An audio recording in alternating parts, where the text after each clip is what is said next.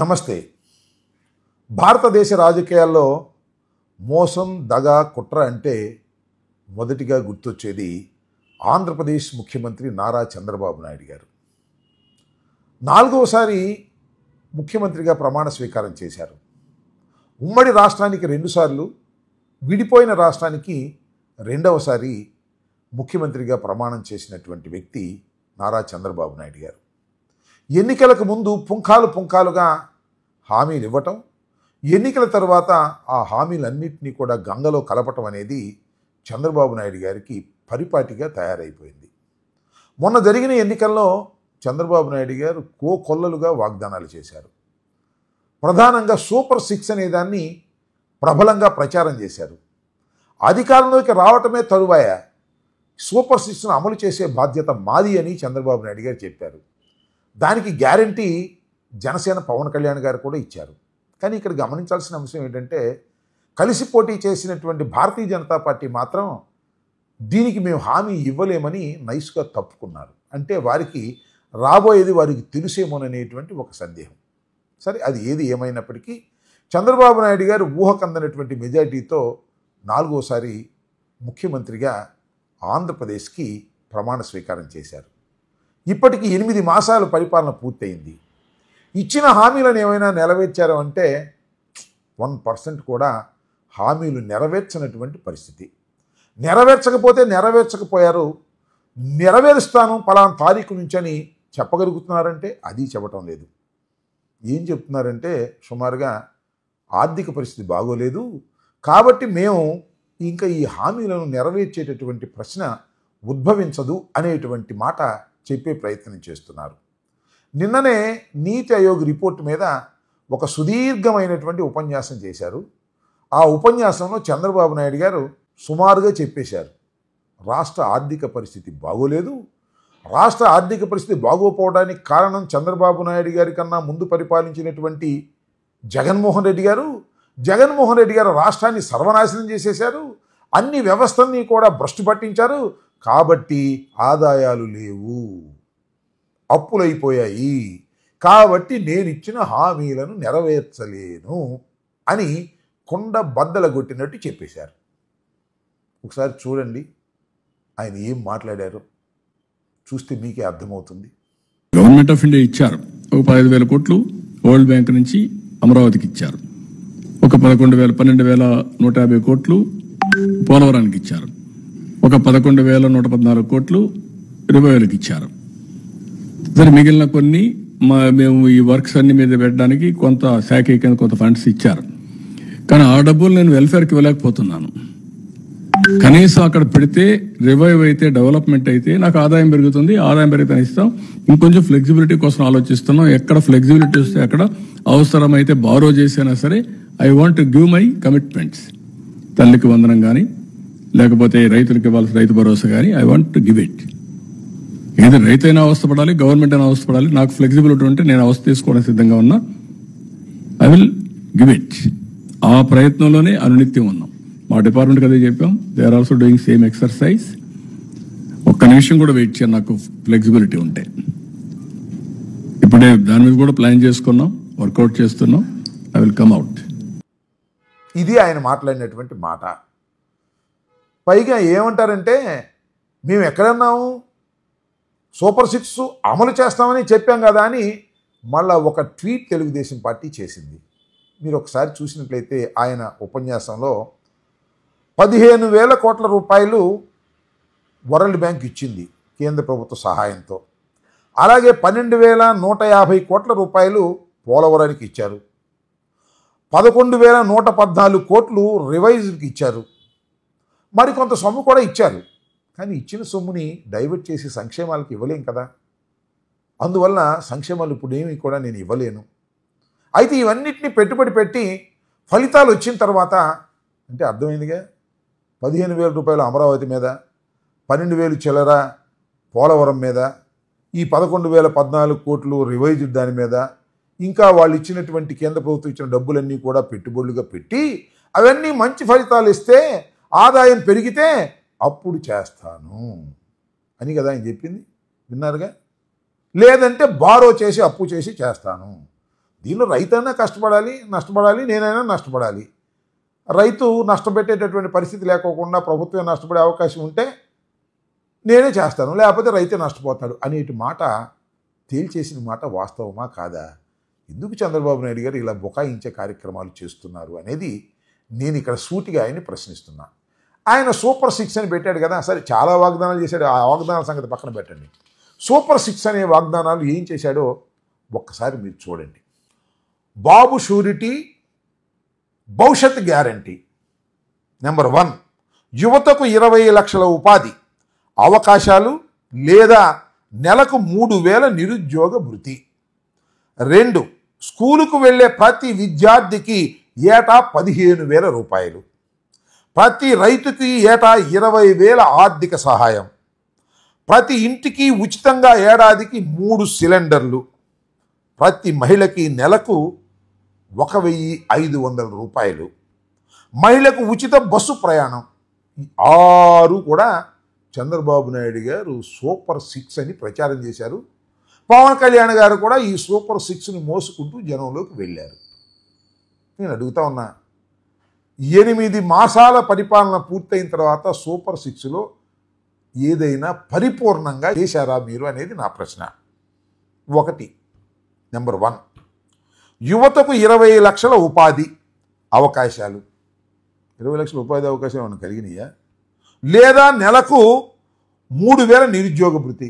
3,000 నిరుద్యోగ భృతి ఎగ్గొట్టేస్తారు. 20 లక్షల ఉపాధి మేము కల్పించామని బుకాయిస్తారు. ఇంతకు ముందు కూడా గుర్తుంది కదా మీకు, చంద్రబాబు నాయుడు గారు నిరుద్యోగ భృతి ఇస్తానని ఎగ్గొట్టేసినటువంటి పరిస్థితి కూడా మనకు గుర్తుంది. దీన్ని పూర్తిగా పక్కన పెట్టేశారు. సూపర్ 6లో మొదటిది. 2వది, స్కూలుకు వెళ్ళే ప్రతి విద్యార్థికి ఏటా 15,000 రూపాయలు. అంటే అది అమ్మఒడని జగన్మోహన్ రెడ్డి గారు సంవత్సరానికి తల్లికి 15,000 రూపాయలు ఇస్తుంటే, తల్లికి ఎంతమంది పిల్లలు ఉంటే అంతమందికి ఇచ్చేస్తాం అన్నారు. 2 ఉంటే 2, 3 ఉంటే 3, 2 ఉంటే 30,000, 3 ఉంటే 45,000 అని ప్రచారం చేశారు. నీకు 15,000, నీకు 15,000, నీకు 15,000 అని ప్రచారం చేశారు. తల్లికి 100, 15,000 రూపాయలు, నీకు 15,000 రూపాయలు, ఆ 15,000 రూపాయలు, నీకు 15,000 రూపాయలు, 15,000 రూపాయలు, వీడు 15 రూపాయలు, మీ 18,000, ఆడు 18,000, మీకేమో 4,000 పింఛను.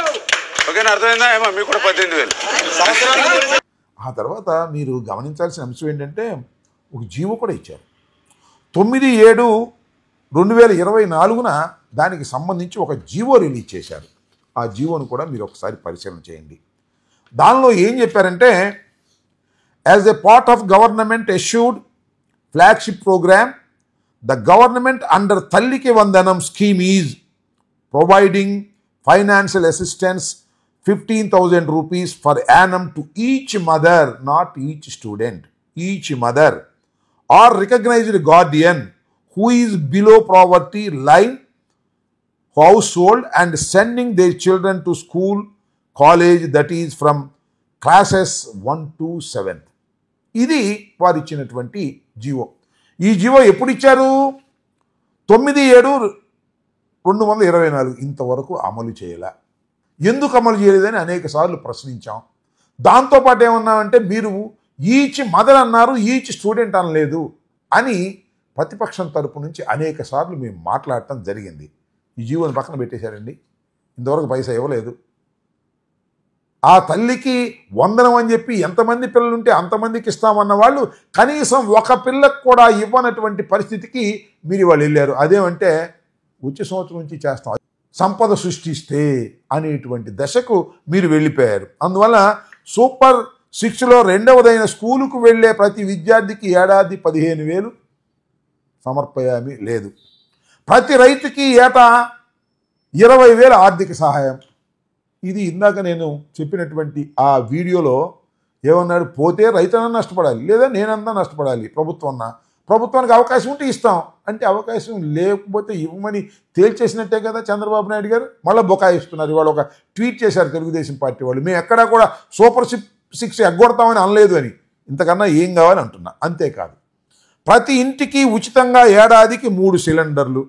ఏమండి, ఏడాదికి 3 సిలిండర్లు ఇస్తామన్నారు. వెల్, ఇచ్చారా? ఇచ్చామని బొకాయిస్తున్నారు. శాసన మండలిలో కూడా బొత్స సత్యనారాయణ గారు చాలా వివరంగా దీని గురించి అడిగితే సమాధానం సరిగా రాలేకపోయింది. మొత్తం ఈ రాష్ట్రంలో ఎంతమంది కుటుంబాలు సిలిండర్స్ను ఉపయోగిస్తున్నారనే లెక్క ఒకటి ఉంది, ఎల్పిజి కనెక్షన్స్ బ్యాకప్. అది దానిలో ఏముందంటే ఆంధ్రప్రదేశ్లో 1,55,200 మంది ఈ ఎల్పిజి గ్యాస్ను ఉపయోగిస్తున్నారు. సరే, కర్ణాటక మనకన్నా ఎక్కువ ఉపయోగిస్తున్నారు, 1,84,000. అదేవిధంగా కేరళ 96,000. ఇవన్నీ మనకు అనవసరం అనుకోండి. మన రాష్ట్రంలో 1,55,200 మంది కనెక్షన్స్ ఉంటే శాసన మండలిలో అడిగితే ఎంతమందికి ఇచ్చారండి మీరంటే 35,077 మందికి 707 మందికి ఇచ్చామనేటువంటి మాట్లాడారు. దీనికి ఎంత కేటాయించారు అంటే 900 కేటలు కేటాయించారు. ఒకే ఒక్క సిలిండర్ ఈ ట్రిప్లో ఇస్తాము అని చెప్పారు. ఇది కూడా కొద్దిగా అమలు చేయనట్టుగా చేసినటువంటి సందర్భం. ఈ విధంగా ప్రతి మహిళకి నెలకు 15,000 అనేది సుప్తాగా ఎగ్గొట్టేసేటువంటి కార్యక్రమం చేశారు. ఇది పోతే ఇక 6వది, మహిళలకు ఉచిత బస్సు సౌకర్యం ఇచ్చారండి. ఇవాళ 8 మాసాలు అవుతుంది. కొన్ని రాష్ట్రాల్లో ఇచ్చారనేటువంటి మాట మీరు వింటున్నారు, చెబుతున్నారు. మహిళలకు ఉచిత బస్సు కూడా ఇవ్వలేదు.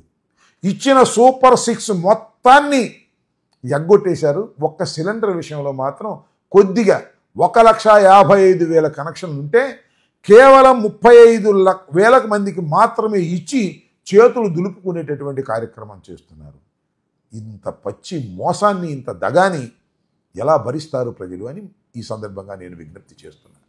ప్రజలు తెలుసుకోవాలి, చంద్రబాబు నాయుడు గారు ఈ రాష్ట్రానికి ముఖ్యమంత్రి కావడం కోసం అనేకమైనటువంటి వాగ్దానాలు చేసి ఆ వాగ్దానాలన్నిటినీ కూడా తుంగలో తొక్కినటువంటి ఒక మోసగాడు అనేది ఖచ్చితంగా ప్రజలు మరొక్కసారి ముద్ర వేయడానికి సిద్ధంగా ఉన్నారనేది నా అభిప్రాయం. ఇప్పటికైనా నేను మనవి చేస్తున్నా, ఇప్పటికైనా చంద్రబాబు నాయుడు గారు ఆలోచించి ఈ పథకాలన్నింటినీ అమలు చేసే విధంగా చేయాలని నేను కోరుకుంటున్నాను. అలా అమలు చేయకపోయినట్లయితే మీరు తగిన మూల్యాన్ని. హిట్ టీవీ యాప్, ఇందులో short news, live news, entertainment shows, movies, digital magazines తో పాటు మీ జిల్లా వార్తలను కూడా ఫ్రీగా చూడొచ్చు. అంతేకాదు కేజీ నుంచి పీజీ వరకు విద్యార్థులకు స్కాలర్షిప్ కూడా అందిస్తున్నాం. ప్రతి వారం 10 మందికి లక్కీ డ్రా ద్వారా ఒక్కొక్కరికి 10,000 రూపాయలు అందిస్తున్నాం. ఇంకెందుకు ఆలస్యం, వెంటనే హిట్ టీవీ యాప్ ని డౌన్లోడ్ చేసుకుని ఫ్రీగా ఎంటర్టైన్మెంట్ పొందండి. Hit TV app, hit TV app, please download hit TV app. Hit TV app ని ఫ్రీగా డౌన్లోడ్ చేసుకొని ఎంజాయ్ చేయండి. మీకు నచ్చిన ఎంటర్టైన్మెంట్ కోసం హిట్ టీవీ యాప్ ని ఫ్రీగా డౌన్లోడ్ చేసుకొని ఎంజాయ్ చేయండి. హిట్ టీవీ యాప్ ని డౌన్లోడ్ చేసుకుని ఆస్వాదించండి, ఆశీర్వదించండి. ఇంతమంది సెలబ్రిటీలు హిట్ టీవీ యాప్ ని డౌన్లోడ్ చేసుకోండి అని చెప్తున్నారంటే ఎంత మంచి యాప్ ఆలోచించండి. అమెరికా అమెరికా అమెరికా అమెరికాలో చదవాలనుకునే వాళ్ళకి విశ్వసనీయమైన పేరు మన శౌర్య కన్సల్టెన్సీ. UK లో 1 year masters, UK లో 1 year masters, 2 years work permit up to 5 years visa. Contact Shaurya Consultancy. Contact 89851 89851.